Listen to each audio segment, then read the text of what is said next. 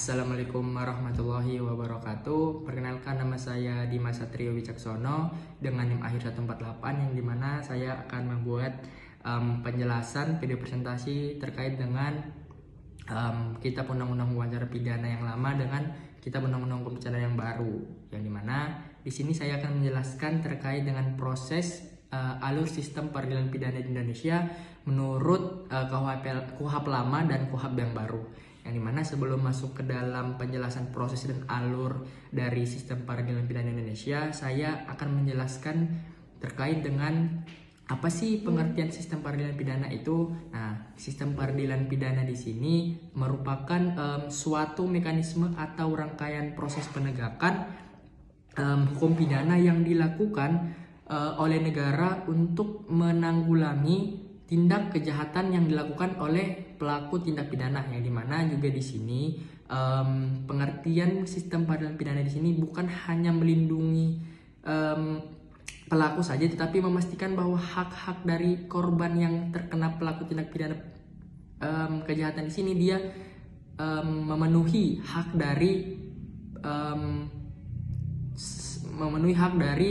apa yang sudah dirugikan oleh darinya. Nah, dalam pelaksanaannya, sistem peradilan pidana melibatkan lembaga penegak hukum yang memiliki kewenangan dan fungsi masing-masing lembaga tersebut yang bekerja secara integritas, sehingga aparat penegak hukum yang bekerja dengan integritas artinya dia mengerjakan sesuatunya itu dengan baik dan juga bertanggung jawab.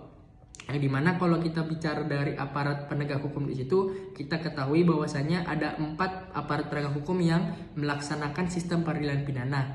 Yang pertama ada kepolisian, yang dimana kepolisian di sini berperan sebagai aparat penegak hukum yang melakukan penyelidikan dan penyidikan terhadap suatu tindak pidana, yang dimana dari polisi di sini tugasnya untuk mencari dan mengumpulkan bukti-bukti, dan juga nantinya jika buktinya itu sudah terkumpul, nanti akan menetapkan tersangkanya. Yang kedua, ya setelah di kepolisian itu di kejaksaan, yang dimana di kejaksaan di sini memiliki kewenangan untuk melakukan penuntutan terhadap tersangka yang berbuat tindak pidana tersebut.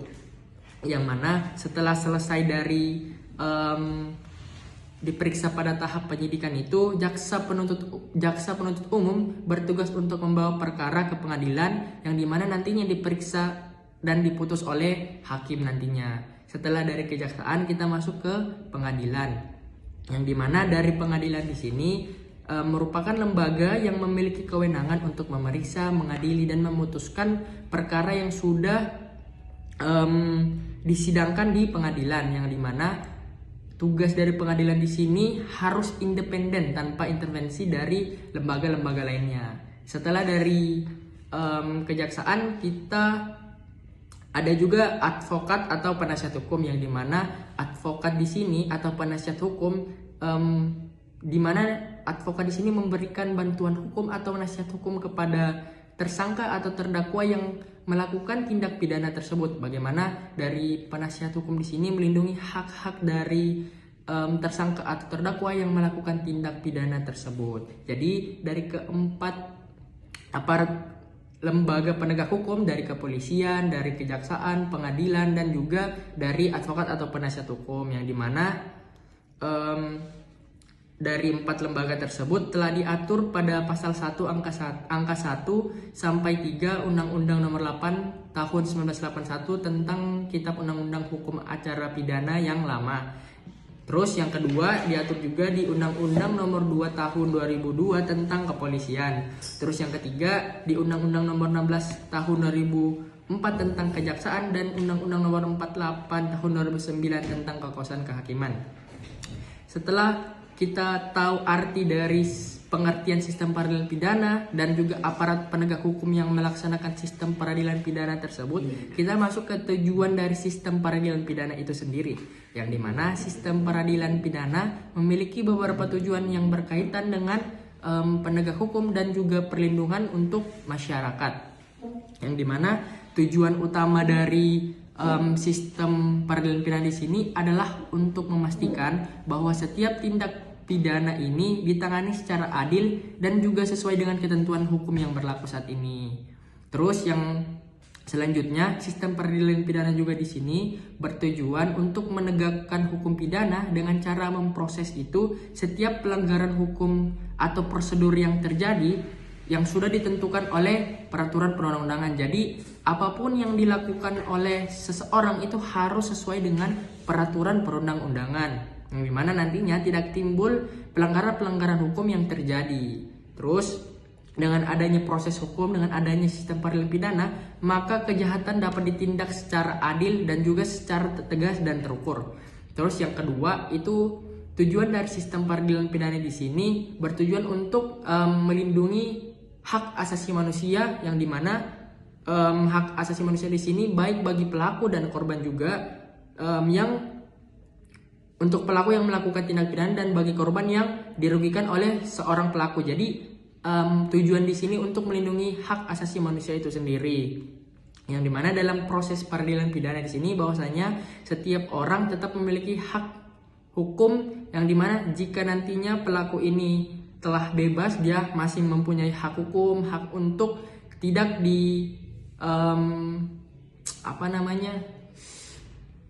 tidak dikucilkan lah di masyarakat seperti itu. Terus yang ketiga ini ada sistem yang bertujuan untuk memberikan keadilan bagi korban dengan memastikan bahwa pelaku tindak pidana dapat dimintai pertanggungjawaban atas perbuatannya.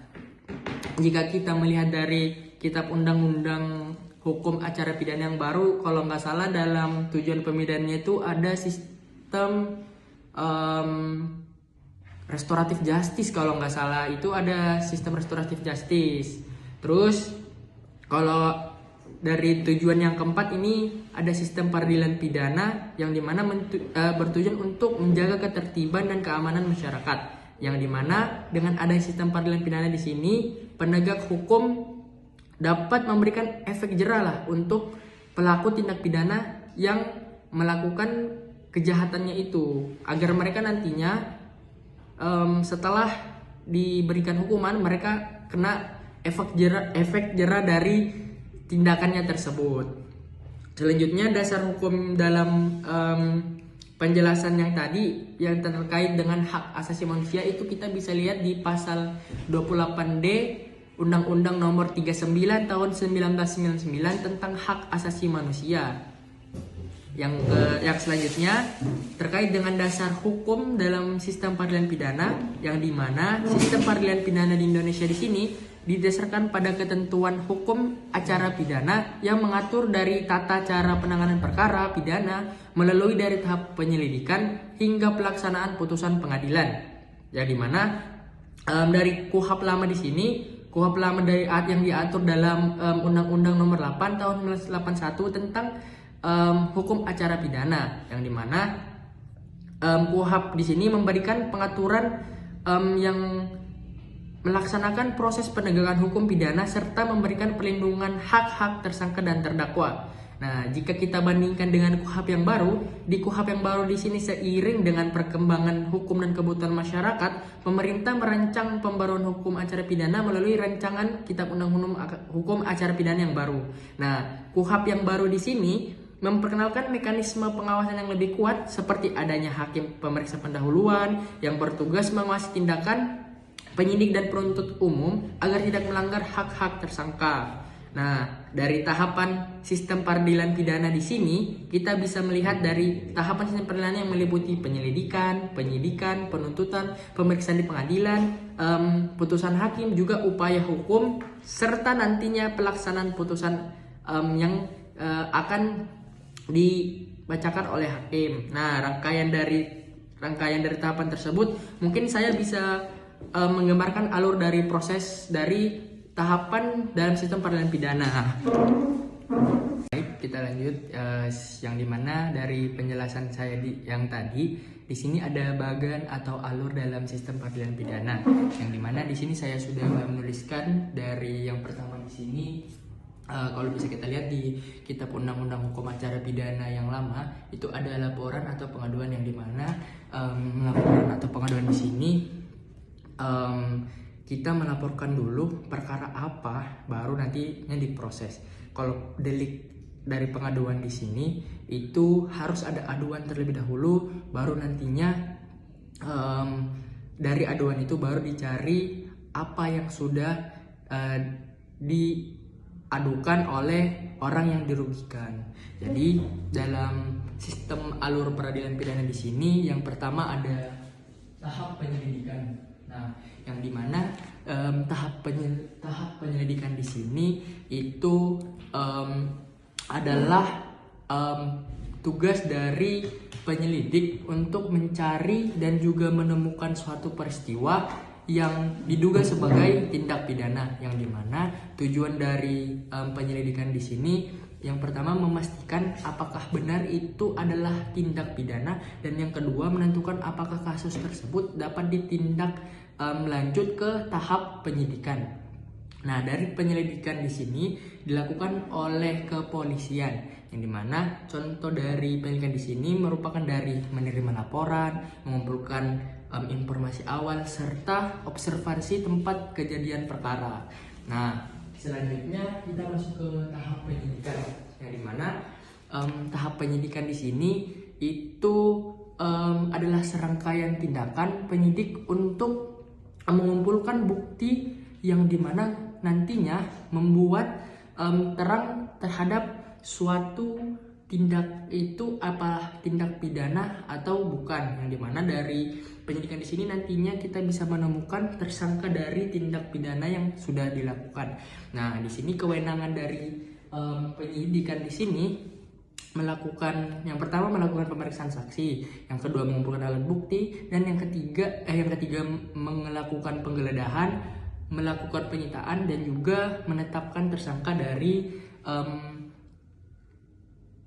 tahap penyidikan di sini. Nah, kita masuk ke tahap ketiga, yaitu tahap penuntutan. Nah, tahap penuntutan di sini itu adalah tugas dari jaksa penuntut umum, yang dimana tugas dari jaksa penuntut umum di sini adalah melimpahkan perkara pidana ke pengadilan, yang dimana dari penyidikan yang tadi yang udah terkumpul nih alat buktinya.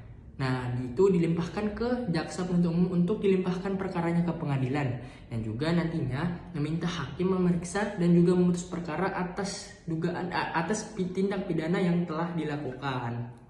Nah, kita lihat selanjutnya di tahap pemeriksaan pengadilan. Nah, di tahap pemeriksaan pengadilan di sini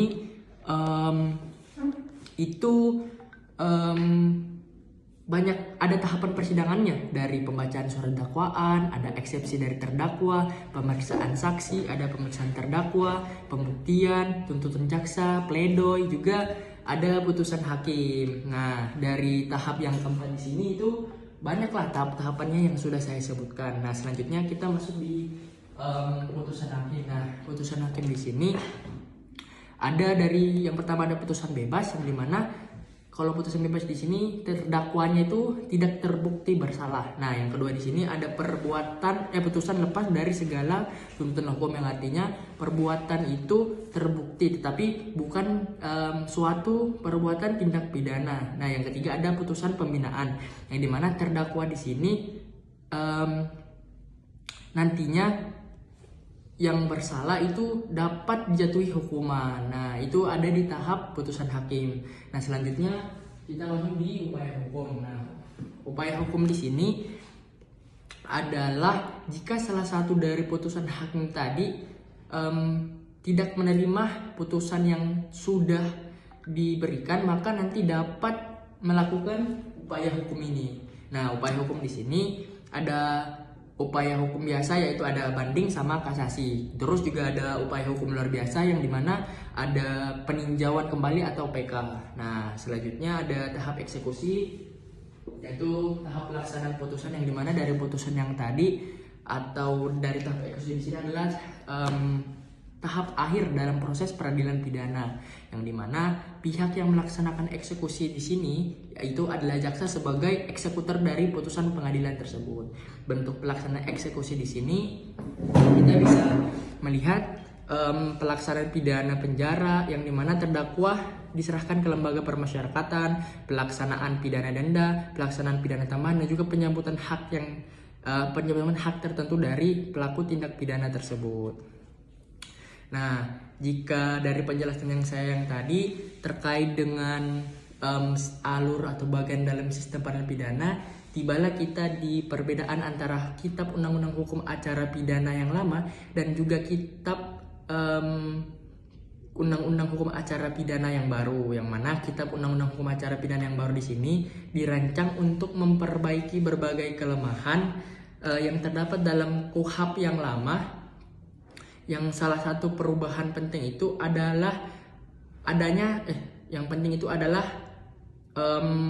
mekanisme pengawasan terhadap tindakan aparat penegak hukum melalui hakim pemeriksa pendahuluan. Selain itu, KUHP baru juga di sini memberikan perlindungan yang lebih kuat terhadap hak-hak tersangka, terdakwa maupun korban tindak pidana, yang dimana jika kita melihat di sini dari korban-korbannya atau dari KUHP di sini yang terbaru itu, kalau nggak salah di tujuan pemindahan ada namanya restoratif justice, yang dimana restoratif justice di sini memberikan keadilan dan pemulihan bagi korban yang terkena dari tindak pidana yang dilakukan oleh seorang pelaku. Nah, dengan adanya pembaruan ini diharapkan nantinya kita sebagai insan hukum nantinya adalah proses penegak hukum nantinya itu dapat berjalan secara transparan dan akuntabel, dan juga nantinya ditegakkan dengan adil dan sesuai dengan peraturan perundang-undangan dan menjunjung tinggi keadilan. Nah, terus selanjutnya jika kita melihat juga perbandingan antara KUHP yang lama dengan Kitab Undang-Undang Hukum Acara Pidana yang baru, itu dapat dilihat dari beberapa aspek penting seperti mekanisme pengawasan, perlindungan hak terhadap tersangka, serta transparansi proses hukum dalam KUHP yang lama. Nah, pengawasan terhadap penyidik dan jaksa masih terbatas sehingga berpotensi menimbulkan penyalahgunaan kewenangan. Nah, itu ada di Kitab Undang-Undang Hukum Acara Pidana yang lama. Sementara dalam Kitab Undang-Undang Hukum Acara Pidana yang baru itu terdapat mekanisme pengawasan yang lebih kuat serta pengawasan pelindungan hak asasi manusia, sehingga diharapkan dapat meningkatkan kepercayaan masyarakat terhadap sistem peradilan pidana nantinya. Jadi intinya itu dari Kitab Undang-Undang Hukum Acara Pidana yang lama di sini yang udah ada pada, kalau nggak salah, tahun 1981, yang dimana KUHP yang baru di sini diciptakan atau dibuat untuk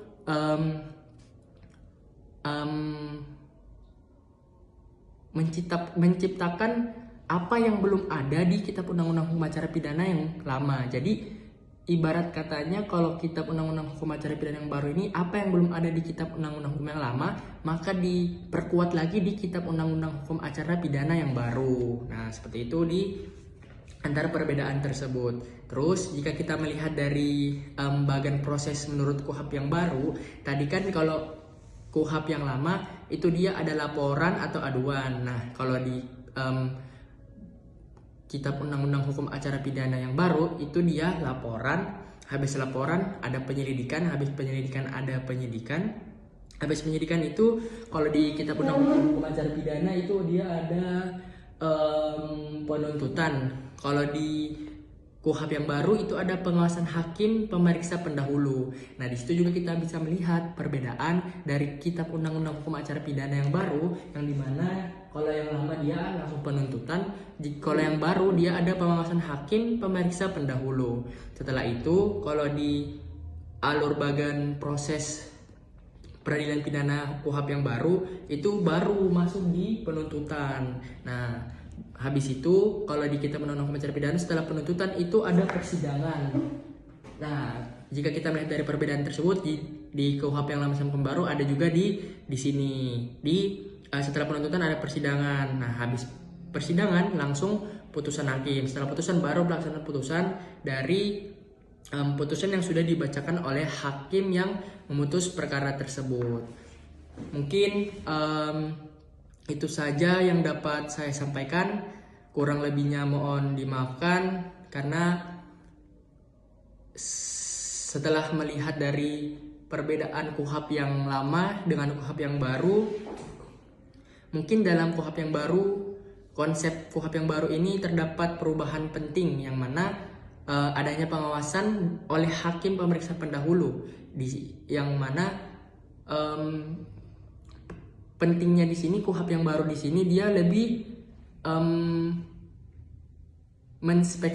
spesifiknya itu pada pengawasannya oleh hakim pemeriksa pendahulu, yang dimana dari tahap awalnya yang proses penanganan perkara pidana, terus hakim juga di sini bertujuan untuk mengawasi tindak penyidik dan juga penuntut umum agar tidak melanggar hak-hak tersangka maupun korban. Jadi dengan adanya KUHP yang baru di sini, kita berharap bahwasanya nanti hukum bisa ditegakkan dengan keadilan dan juga sesuai dengan proses hukum yang berlaku. Juga nantinya tidak terjadi lagi pelanggaran-pelanggaran yang tidak diinginkan nantinya. Mungkin itu yang bisa dapat saya sampaikan. Kurang lebihnya mohon maafkan. Assalamualaikum warahmatullahi wabarakatuh.